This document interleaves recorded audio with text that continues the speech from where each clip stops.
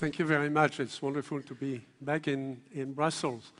I have been given the challenge of discussing with you the next 50 years of physics in a dark room without windows an hour after lunch. So I already see some of you recoiling in horror at the prospect of equations and tensor calculus. I'm not going to do that. I've called my presentation a theory of everything else. Physicists today, professional physicists, are developing various theories of everything to try to reconcile the two major successful theories of physics today, general relativity and quantum mechanics. There are a couple of dirty little secrets in there that they are not telling you. The first one is that these two theories, each of which works very well in its own domain, are in violent contradiction in most of our world every day, especially with gravity. Therefore, the idea is to try to develop theories of everything that would reconcile somehow, like string theory and others, would reconcile these two dominant views of physics. The other dirty little secret is that in all that, we have left out a missing child. The missing child is the little sister of physics, is the physics of information, and that's what I would like to talk about this afternoon. The physics they teach us in college and in universities is the physics of energy. It has to do with lasers and colors and particles and mass and fields, whatever a field is, and acceleration and inertia and all these things that you've been exposed to in high school or college and university. The problem is that they also teach us that information and energy are two sides of the same coin, but they never bothered to teach us the physics of information. They continue to teach us the physics of energy.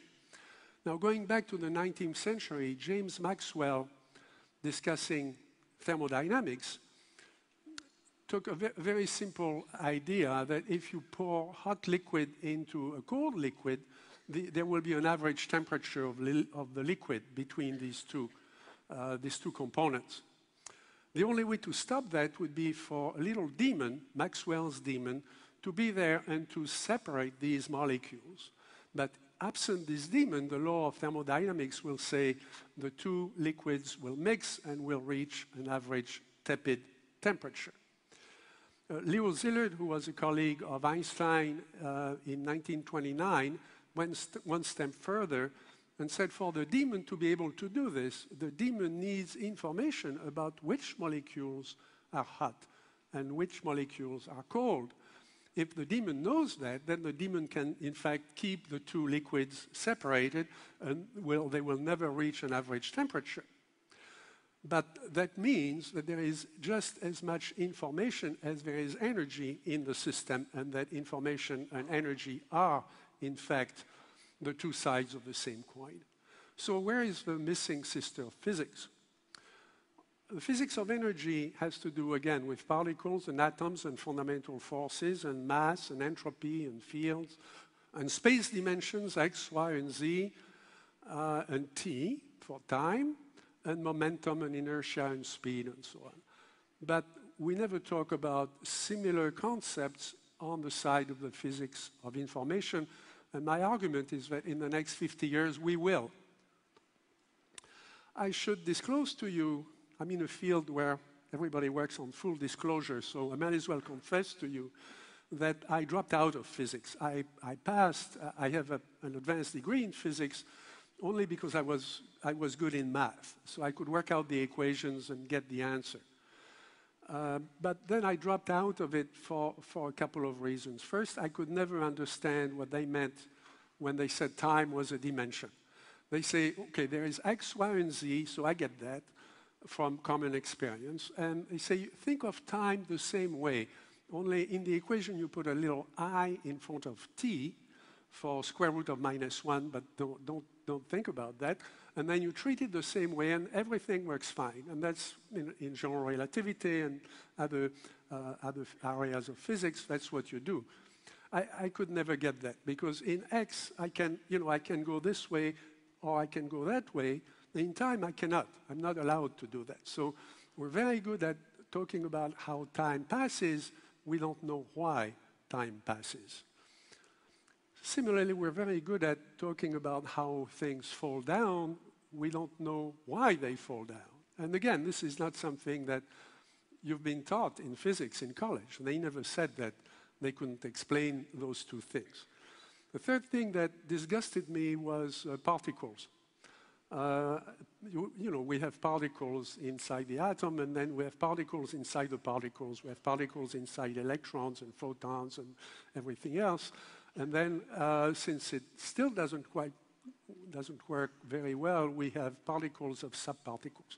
And that reminds me of something that happened to astronomy in the Middle Ages, when they had cycles and epicycles of epicycles. If you keep doing that, everything works fine, except that that's not the way reality works. So I thought they should go on doing this. They should go on with the physics of energy. We achieve wonderful things with that science, but that's not what I really want to do. So I went back to the missing sister, looking for the missing little sister of physics. And it turns out it's asking fundamental questions about the nature of time, and also about some of the things that happen in our lives, like coincidences. On July 20, 1996, we had a house in the country north of San Francisco, a wonderful area full of redwoods, and we had some friends over for an evening for dinner. And one of our friends was a woman who said she was going to be in a play in Mendocino County, and in the play she was going to read something in French, and she had not practiced French for a while. So she asked us if we had a book in French, and we had a bookshelf with English and French books. My wife pulled out a novel, which was this novel by René Barjavel, La Peau de César, and she gave it to me, and I opened it at a random page. And I read a passage at random, which was, I was in the Boeing that blew up after takeoff at Kennedy Airport, a bomb in the hold, 132 dead. Remember? Well, this was 3 days after Boeing took off from Kennedy Airport and blew up over the Atlantic. And we were shocked by this. And if you talk about this kind of coincidence with your friends, you'll find that many people have, in fact, had that kind of experience. This was not precognition. This was 3 days after the TWA 800 accident. But it shook us up, and then we forgot it. This is the kind of thing that you sort of brush out of your awareness. Some scientists have thought deeply about this, going back to the Middle Ages. Vasius Cardan, in the 15th century, writes in his diary that he had performed some rites to make the elementals of the air appear in his laboratory. This was a very fashionable thing to do in the 15th century, and these creatures appeared before him. There were 7 sylphs, the creatures of the air. 2 of them were the chiefs, and they came forward, and he asked them what they knew about the nature of the universe. It turned out the 2 sylphs disagreed. One of them said, well, God created the universe once and for all, and here we are. The other one said, no, God created the universe from moment to moment, and if he should stop for a minute, everything would disappear. So this clicker is not the clicker that I was given earlier. It's another occasion, another instance of the same clicker. But these clickers are being generated by something in a higher plane, which as a software engineer, I understand perfectly. This makes sense. It makes no sense in terms of the physics of energy. It makes perfect sense in the physics of information. And here you have the 2 models of the world. You have the classic physical model, and you have quantum mechanics. A number of people have more recently been looking for the little sister of physics. starting with Wolfgang Pauli, one of the founders of quantum mechanics, Carl Jung, and there is extensive correspondence between Pauli and Jung, Paul Kammerer, Arthur Koestler, David Bohm, Max Vermans, Philippe Guillemot in France, Landauer and Seth Lloyd, and many others. Carl Jung argued with Pauli, and Carl Jung compiled a catalog of coincidences that had happened to him. In one case, he was at a conference in another city, and in the middle of the night, he woke up with the feeling there was somebody in the room. And he actually got up and checked, and there was nobody in the vicinity. But he had the feeling of something hitting his forehead and something hitting the back of his head. He went back to sleep, and the next day got a telegram that one of his patients had committed suicide by shooting himself in the forehead, and the bullet had lodged itself in the back of the head. Carl Jung, in his books, mentions a number of these remarkable coincidences. I had another occasion like this. In the 70s, I was concerned about the number of cults growing up in California, but also in France and elsewhere, around the idea of extraterrestrials.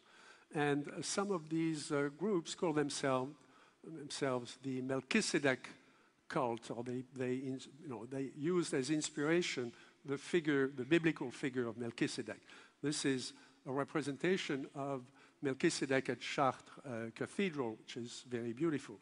Melchizedek is a very interesting, very mystical, very mysterious figure in the Bible.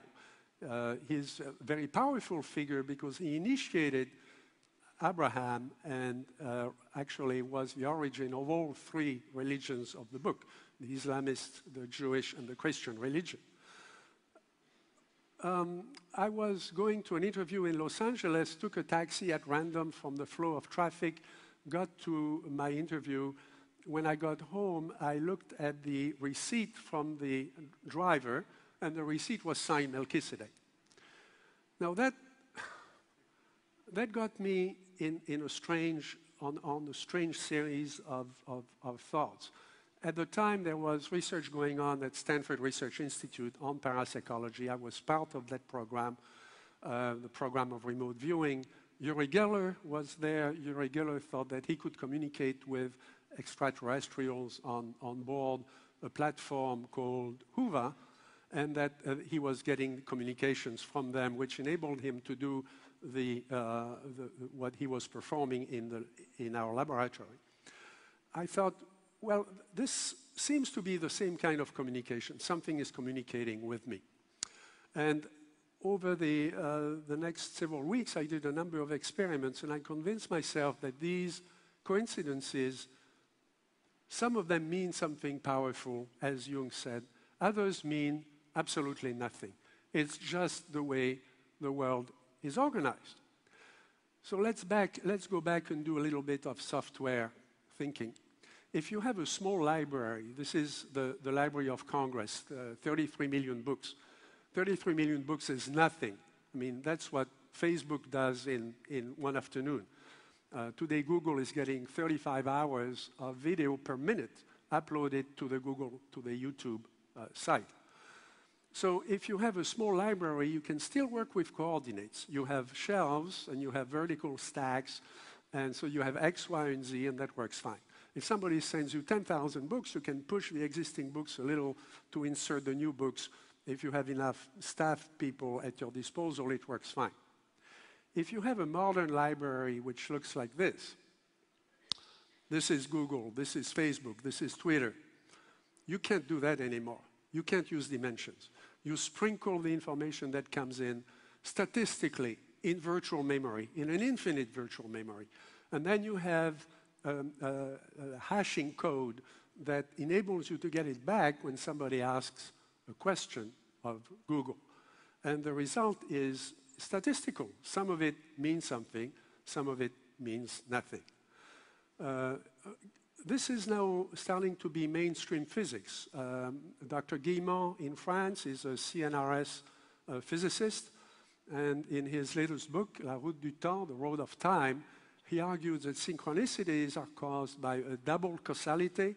Our intentions cause effects in the future that become the future causes of present effects. Again, this is now becoming mainstream physics. To conclude, there are 4 requirements for the new physics of 2061. First, we should recognize the universe as a subsystem of a meta-reality of information structures. It's all information structure, and it's all simultaneous. I don't mean it's a database. I mean, I don't mean to use analogs with current crude technology. It's something obviously much bigger, much more complex, but you get the idea. We should recognize dimensions as a cultural artifact. We create dimensions because we have small libraries and we need X, Y, and Z. But we don't need them in physics.